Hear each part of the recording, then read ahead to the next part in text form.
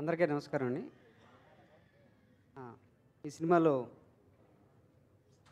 పాట లక్ష్మీ భూపాల్ గారు రాశారు. మిగతా పాటలు నేను రాయడం జరిగిందండి.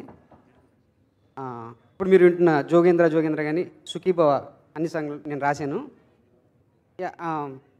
ఫస్ట్ ఆఫ్ ఆల్ నాకు జయం సినిమా దగ్గర నుంచి తేజ గారి మీద నాకు ఒక చిన్న ఫీలింగ్ ఉండేది.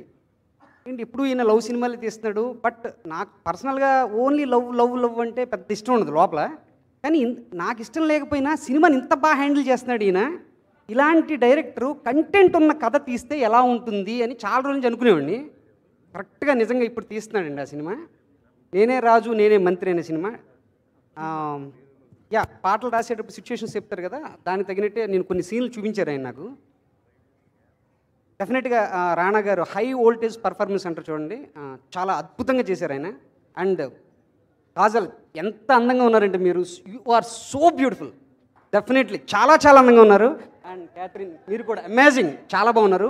అండ్ అనూప్ గారు యూ డిడ్ ఫెంటాస్టిక్ జాబ్ అండి. అండ్ అంటే అఫ్కోర్స్ మీతో వర్క్ చేయడం ఫస్ట్ టైం అయినా మీ పాటలు చాలా విన్నాను నేను ఇంతకుముందు, బట్ ఫస్ట్ టైం వర్క్ చేసాం. ఇట్స్ వండర్ఫుల్ ఎక్స్పీరియన్స్ మీతో పనిచేయడం.